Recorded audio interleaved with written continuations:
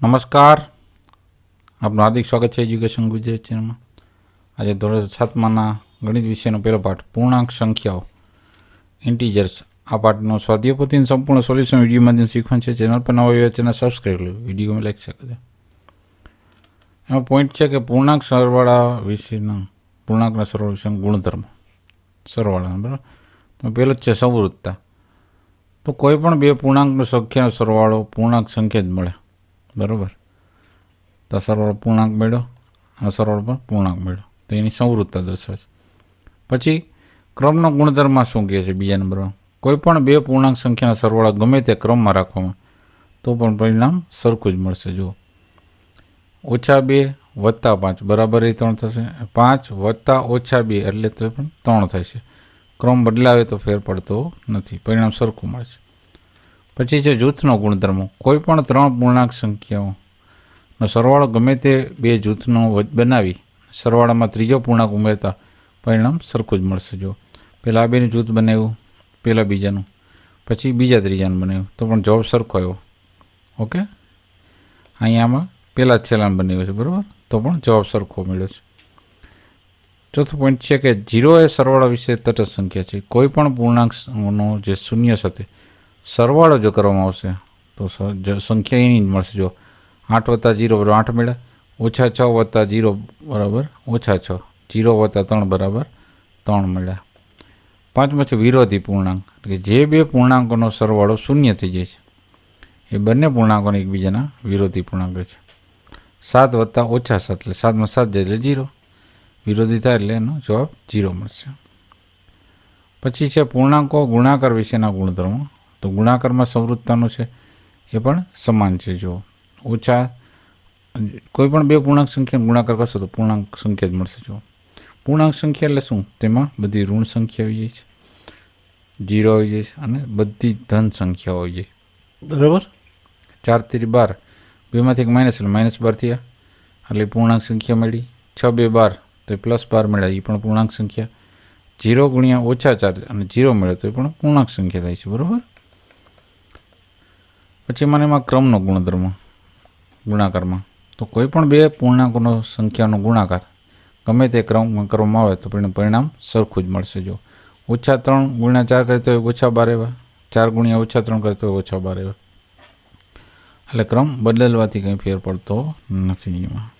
પછી જૂથમાં એ રીતના જૂથના ગુણધર્મમાં 3 પૂર્ણાંક સંખ્યાનો ગુણાકાર કરો. ગમે તે બે સંખ્યાનો જૂથ બનાવી ગુણાકાર સાથે ત્રીજી સંખ્યાનો ગુણાકાર કરતાં પરિણામ સરખું જ મળે છે.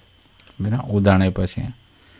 પછી ચોથો પોઈન્ટ એમ છે કે 1 એ ગુણાકાર માટે તટસ્થ સંખ્યા. કોઈ પણ સંખ્યાને પૂર્ણાંક સંખ્યા 1 વડે ગુણવાથી પરિણામ તે જ પૂર્ણાંક સંખ્યા મળે છે.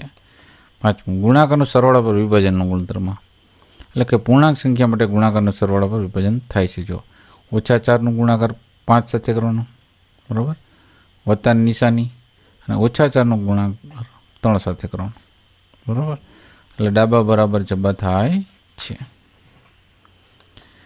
પછી સંખ્યા રેખા દ્વારા શીખવા પ્રયત્ન કર્યો છે કે 6 × -2 તો 6 × 2 = 12, ઓછા નિશાન છે એટલે -12 જવાબ મળશે, બરાબર. શૂન્ય વડે ગુણાકાર કોઈનો કરો એટલે શૂન્ય જવાબ મળશે. કોઈ પણ ધન પૂર્ણાંકને -1 વડે ભાંગતા ઋણ પૂર્ણાંક જવાબ મળશે. કોઈ ઋણ પૂર્ણાંકને -1 વડે ભાંગતા ધન પૂર્ણાંક મળશે. ટૂંકમાં બે માઇનસ હશે તો પ્લસ થઈ જશે, બરાબર, ગુણાકારમાં. અને બેમાંથી કોઈ પણ એક માઇનસ એક પ્લસ હશે તો શું થશે? માઇનસ જવાબ મળશે. ઓકે, આમ કોઈ પણ ધન પૂર્ણાંક ઋણ પૂર્ણાંક વડે ભાંગવાથી કે ઋણ પૂર્ણાંક જવાબ મળે છે, અને ઋણ પૂર્ણાંકને ઋણ પૂર્ણાંક વડે ભાંગવાથી, એટલે આ જે ભાંગાકાર કે ગુણાકારમાં સેમ ટુ સેમ જ છે. એમ પૂર્ણ સંખ્યા ભાંગાકાર માટે સમક્રમિક નથી, ખાસ નોંધ. આ પ્રત્યેક વિધાન સાચું બને રીતના ખાલી જગ્યા છે. તો પૂર્ણાંક સંખ્યા સરવાળા વિશે સંવૃત્ત છે. પૂર્ણાંક સંખ્યાઓ બાદબાકી વિશે પણ સંવૃત્ત છે. પૂર્ણાંક સંખ્યાઓ માટે સરવાળો સમક્રમિક છે, હમણાં શીખ્યા. પૂર્ણાંક સંખ્યા માટે બાદબાકી સમક્રમિક નથી. 0 એ સરવાળાની તટસ્થ સંખ્યા, 1 છે ગુણાકારની તટસ્થ સંખ્યા. બે ઋણ પૂર્ણાંકોનો ગુણાકાર કરીએ છીએ, 1 - 1 ગુણકમાં -2, તો 2 × 1 = 2 પણ જવાબ મળશે 2. ધન પૂર્ણાંક કેવો? એક ઋણ પૂર્ણાંક હોય, એક ધન હોય, એક -1 છે અને 2 છે, બરાબર, તો -2 થશે તો ઋણ પૂર્ણાંક મળશે, કારણ કે બેમાંથી એક માઇનસ એટલે માઇનસ. 10 5 50, 50 થઈ ગયા, 2 માઇનસ તો પ્લસ થઈ ગયા. હવે અહીંયા ઓછા 5 થાય તો 4 5 20, 2માંથી માઇનસ એટલે -20. કૌંસમાં પેલા વિકલ્પમાં સાચો વિકલ્પ પસંદ કરી વિધાનનું ખાલી જગ્યા પૂરો. આ ક્રમનો નિયમ છે. -8 વત્તા 9, તો -9 છે તો અહીંયા -8 આવશે. અહીંયા 2 ઓછા છે એટલે ઓછું વત્તા મોટા ગણની નિશાની, 12માં 6 નાખીએ એટલે 18, માઇનસ મોટા ગણની નિશાની. 7 4 28, 2 માઇનસ એટલે પ્લસ થઈ જશે. અને 10 5 50, 2માંથી માઇનસ એટલે માઇનસ થાય. પાંચમું, પૂર્ણાંક સંખ્યાઓમાં ભાગાકાર ક્રમનો નિયમ જળવાતો નથી. -10 ને 1 વડે ગુણાકાર, -10 થી -20 ને 0 વડે ગુણતા 0 થઈ જશે. 8, 8મી છે 2 ઋણ પૂર્ણાંકોનો સંખ્યાનો ગુણાકાર ધન મળે. જો -1 ગુણાકારમાં -3, તો જવાબ મળશે 3. ક્યારે? આ 2 માઇનસ હતા ત્યારે, બરાબર. ત્યારબાદ 9મો છે, આ પૂર્ણાંકોમાં સરવાળામાં ક્રમનો ગુણધર્મ થાય. એ જ રીતના પૂર્ણાંકો સંખ્યામાં ગુણાકારનો ક્રમનો ગુણધર્મ થાય. અહીંયા જૂથ બદલે છે, બરાબર, અને આમાં પણ ગુણાકારમાં જૂથ બદલે છે. ત્યારબાદ ત્રીજો પ્રશ્ન છે, વિકલ્પમાંથી સાચો વિકલ્પ પસંદ કરીને જવાબ આપવાનો. -25માં 0 ઉમેરીએ ને ત્યારે જ -25 થાય. -5 વત્તા 0 બરાબર -5. -3 ને 1 વડે ગુણશો એટલે -3 આવશે. -15 ભાગ્યા -5 એટલે 3 આવશે. પછી -10 ગુણાંકમાં -4 એટલે 40 થઈ ગયા, 2 માઇનસ એટલે પ્લસ થઈ ગયા. -50 ભાગ્યા -50 કરશે એટલે 1 થઈ ગયા. અહીંયા તમે જુઓ, આ -1 છે, આ ઓછું છે થઈ ગયા વત્તા, 1માંથી 1 જાય એટલે 0. રેડી? ચોથું, ખરા ખોટા આપો વિધાનો. તમે પહેલું વિધાન છે ખરું છે, બીજું ખોટું, ત્રીજું ખરું, ચોથું ખરું, પાંચમું ખરું છે, છઠ્ઠું ખરું છે ને 7મું ખોટું છે. સાચો પૂર્ણાંક લખો જેથી વિધાન સાચું બને. તો આગળ જે આપણે ખાલી જગ્યા જોઈએ એ પ્રમાણે જ છે, બરાબર. તમે નોટ ડાઉન કરી લેજો. એ જ રીતના દરેકના જવાબ મેળવો એ પણ એ જ છે પોઝિશનમાં. 7મો છે, વિભાજનના ગુણધર્મ ઉપયોગ કરીને સાદુરૂપ આપો. હવે અહીંયા સાદુરૂપ આપો વિભાજન વડે, તો 15ને 3 વડે ગુણવાના અને 15ને 2 વડે ગુણવાના અને 2નો સરવાળો કર્યો એટલે એવા 75 જવાબ. એ જ રીતના -2 ને 3 વડે ગુણવાના, સરવાળો નીચે, -2 ને 5 વડે ગુણવાના, સરવાળો કર્યો, બરાબર. ઓછો વત્તે ઓછા, 10 ઓછા 6, 2 ઓછા હશે એટલે ઓછે જો વત્તા થઈ ગયા, 10માં 6 એટલે 16, મોટા આંકડાની નિશાની. એ જ રીતના ત્રીજો ને ચોથો દાખલો સેમ ટુ સેમ છે. 8મો દાખલો છે, પૂર્ણાંકોના યોગ્ય ગુણધર્મ ઉપયોગ કરીને નીચે સાદુરૂપ આપો. તો અહીં આપણે -21 છે, તો -21માં ભાગ્યા -21 કરશું એટલે 1 આવી જશે. અહીંયા 8 3 24 થાય, આપણે કેવા -3, -3 ને 3 ભાગશું એટલે -1 આવશે.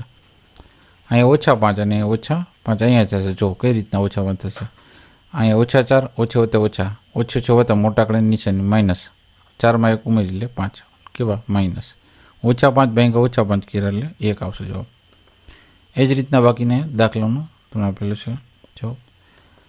9મો પ્રશ્ન છે, એક પરીક્ષામાં સાચો જવાબ માટે 5 ગુણ છે, ખોટામાં તો -2.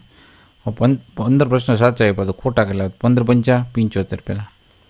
હવે એને છેલ્લે જવાબ મળ્યા છે નીલાને કેટલા? 65. તો 75 મળ્યા તો એમાંથી 65 બાદ કરી નાખે એટલે 10 ગુણ ખોટા થઈ ગયા. હવે 10 ભાગ્યા 2 કર્યા, હું કામ -2 છે એટલે 5 જવાબ છે એના ખોટા છે. 10મો પ્રશ્ન, એક બહુમાળી મકાનની ઊંચાઈ 190 મીટર, ભોંયરું એનું 10 મીટર ઊંડું છે. લોડિંગ લિફ્ટ 15 સેકન્ડમાં 10 મીટર અંતર કાપે તો કેટલો સમય લેશે? તો આ 10 મીટર અંદર ભોંયરું છે, આ જમીન છે, બરાબર. અહીંથી આ જમીનની અંદર ભોંયરું અને ઉપરની બહુમાળી મકાન એટલે વધારે માળવાળી. ટોટલ આ સરવાળો કરી 190માં 10 એટલે 200 મીટરની થઈ. 10 મીટરમાં 15 સેકન્ડ બરાબર અંતર કાપી જાય છે 15 સેકન્ડમાં 10 મીટર. તો 200 મીટરમાં કેટલા? તો 200 ગુણ્યા 15 છેદમાં 10. એક એક મીંડું રદ થઈ ગયું, 15 2 ને 30 એટલે વાહેલા ગળવા મીંડું એટલે 300 થઈ ગયા સેકન્ડ. 60 સેકન્ડની 1 મિનિટ થાય, 300 સેકન્ડની કેટલી? 300 ભાગ્યા 60, એક એક મીંડું ઉડી ગયું. અને 6 5 30, 6 5 30 ચલાવીએ, બરાબર. તો એ 6 6 રદ થઈ ગયા એટલે 5 વધી 5 મિનિટ આવી. પછી ટૂંકી ગણતરી કરવાની છે. તો અહીંયા 6માંથી 4 બાદ એટલે 2, 5 2 10 ને 1 માઇનસ એટલે -10. અહીંયા -3 થશે, -2 ને -1 એટલે -3 થશે. 8 3 24, 2 માઇનસ એટલે પ્લસ થઈ ગયા. પછી અહીંયા ગુણધર્મ આવ્યા છે બધાને સ્પષ્ટ કરીને, બરાબર. નામ તમે નોટ ડાઉન કરી લેજો વ્યવસ્થિત. પછી જવાબ આવ્યા દરેક ખાલી જગ્યાનો. અને પ્રવૃત્તિમાં જોડકું છે અને જવાબ મેળવ્યો છે. તાત આપણે આ પાઠના સ્વાધ્યાયપોથીનું સંપૂર્ણ સોલ્યુશન જોતા રહો એજ્યુકેશન ગુજરાતી ચેનલ. શીખતા રહો. Thank you. આભાર.